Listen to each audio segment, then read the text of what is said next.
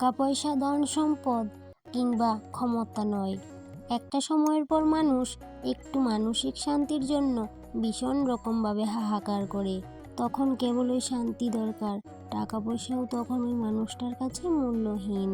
আর আমরা এই কথাটা না অনেকটা পরে বুঝতে পারি, যখন না এই কথাটা বুঝেও কোনো লাভ নেই, তখনই এই কথাটার মানেটা বুঝতে পারি।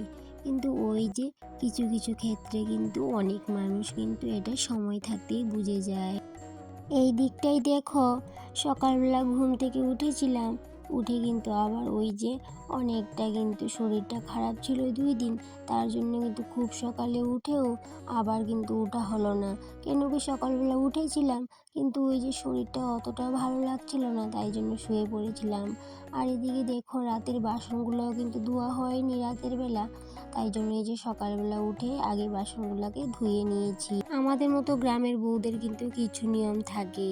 এই নিয়মগুলো হলো কি, সূর্য ওঠার আগে এই যে গোবর ছড়া দেওয়া, উঠান বাড়ি ঝাড় দেওয়া, এইগুলো কিন্তু আমাদের সূর্য ওঠার আগেই করে নিতে হয়। আর যে কাজগুলো আমি ছোটোবেলা থেকেই দেখে আসছিলাম, তো সেহেতু কিন্তু এই কাজগুলো মাথার মধ্যেই কিন্তু একদম গেঁথে গেছে যে সূর্য ওঠার আগে এই কাজগুলো করতে হয়। আর আজকে না আমার এই কাজগুলো আর করা হয়ে ওঠেনি, যেহেতু সূর্য উঠে গেছে। আর এই দিকটাই দেখো, সকালবেলা বাসি কাপড়গুলোকেও ধুয়ে নিচ্ছি, তারপর এই যে বাদ বাকি কাজগুলো করব।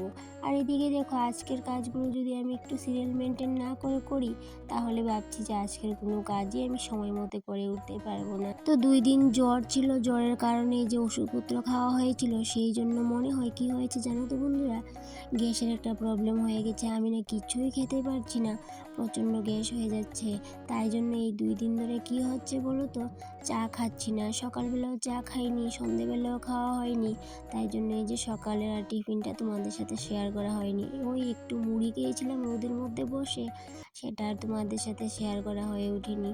আর ছেলেকে ওই যে টিফিন দিয়েছিলাম হরলিক্স আর বিস্কিট। আর এদিকে দেখো কাপড় চোপড়গুলো মেলে আমি এদিকে ভাবলাম যে ঘর দুয়ারটাও মুছে নেই তাড়াহুড়ো করে। আর এই দিকটাই দেখো কিছু পূজার থালা বাসন কালকে সন্ধেবেলায় ধুয়েছিলাম, তো ওইগুলোর মধ্যে না জল ছিল, তাই জন্য এইভাবে করে আমি শুকানোর জন্য বারান্দার মধ্যে করে মেলে দিয়েছি বাসনগুলোকে। আর এই দিকটাই দেখো ঘর মুছতে মুছতে, আর আমার যেই ফুলের গাছগুলো দেখতে পাচ্ছ, এইগুলো না দেখলে তোমরা হয়তো বলবে এইগুলা দেখার কি আছে, কিন্তু আমার যে এই গাছগুলো না আমি নিজের হাতে লাগিয়েছি, এই প্ল্যান্টগুলা, ওইগুলো না অত সুন্দর করে বেড়ে উঠেছে তোমাদের কি বলবো। আর আমি এগুলোকে না কোথায় রাখবো ঠিক করতে পারি না, একবার এই দিকটাই রাখি একবার ওই দিকটাই রাখি, বেশ ভালোই লাগে, কিন্তু খুব সুন্দর হয়ে প্ল্যান্টগুলো হয়েছে। আরও ইচ্ছা আছে অনেক রকমের প্ল্যান্ট কিন্তু লাগানো। তো তোমাদের সাথে গল্প করতে করতে এই যে ইন্ডাকশনের মধ্যে ভাতটাও কিন্তু আমার বসিয়ে দেওয়া হয়ে গেছে।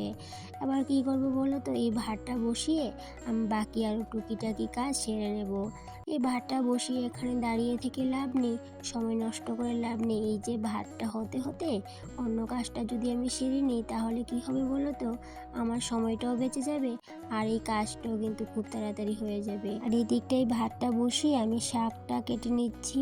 আর এই দিকটায় কী হয়েছে বলো তো, গতকালকে রাত্রে এই শাকটাকে না আমি বেঁচে ভালো করে পরিষ্কার করে ধুয়ে রেখে দিয়েছিলাম, তাই জন্য কিন্তু আজকে খুব তাড়াতাড়ি হয়ে গেছে। আর শাক ধুয়ে পরিষ্কার করে নিতে কিন্তু অনেকটাই সময় লাগে, তাই জন্য আমি কি করেছিলাম, আগের দিন রাতের বেলা এইভাবে করে শাকটাকে ভালো করে পরিষ্কার করে রেখে দিয়েছিলাম ধুয়ে।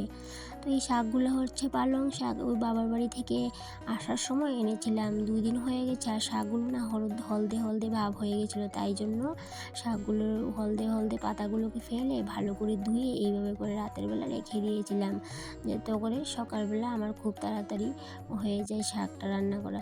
যেহেতু আমি একা হাতে কাজ করব, এই যে শাক ধুয়ে পরিষ্কার করে এগুলা করতে করতে কিন্তু ওই যে এক্সট্রা সময় নষ্ট হয়ে যাবে, তাই জন্য আমি কি করেছি, আগের দিন রাতের বেলা এইভাবে করে পরিষ্কার করে ধুয়ে রেখে দিয়েছি। আর এবার দেখো শাকটা যেহেতু পরিষ্কার করে ধুয়ে রেখে দিয়েছিলাম, তাই জন্য কিন্তু এই যে চটজলদি করে আমি কেটেও নিতে পেরেছিলাম। আর এই দিকটাই দেখো শাক কাটতে কাটতে আমার ভাতটাও হয়ে গেছে। এবার যখন ভাত হয়ে গেছে তখন কিন্তু এই যে খিদে লেগে গেছিলো, তাই জন্য এই যে শাকও রান্না করা হয়নি তখন, আর বেগুন ভাজাও কিন্তু করা হয়নি। তখন কি করেছি বলো তো, এই যে শুটকি মাছ ছিল, শুটকি মাছ দিয়ে আমি পেঁয়াজ দিয়ে একটা ভর্তা করেছিলাম। ওই ভর্তাটা দিয়ে গরম গরম ভাতটা খেয়ে তারপরে কিন্তু এই যে রান্নার কাজে লেগেছিলাম।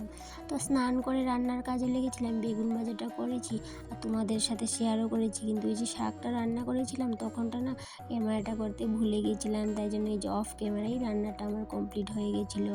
আর এদিকটাই দেখো বিকেলবেলায় এই যে আমার প্ল্যান্টগুলোকে একটু যত্ন করছিলাম। এই যে হ্যাঙ্গিং প্ল্যান্টগুলো ছিল ওইগুলোর মধ্যে না অনেক দিন হলো জল দেওয়া হচ্ছিল না, তাই জন্য ওইগুলোকে উপর থেকে নামিয়ে ভালো করে একটু জল দিয়ে আবার হ্যাঙ্গিং করে রেখে দেবো। আর এইভাবে শীতের বেলাতে যদি বুদ্ধি করে একটু কাজগুলো না করি তাহলে কিন্তু ওই যে সময়ের মধ্যে আর করে উঠতে পারি না। তাই জন্য ওই যে আগের দিন রাতে কিন্তু ভেবে রাখতে হয় কি করব, কোন কাজটার পরে কোন কাজটা করব আর কোন কাজটা আগে করলে ভালো হবে, ওই জিনিসটা কিন্তু মাথায় থাকে কন্টিনিউ। তো যাই হোক বন্ধুরা, আজকের ব্লগটা এই পর্যন্ত। সবাই ভালো থেকো, টাটা।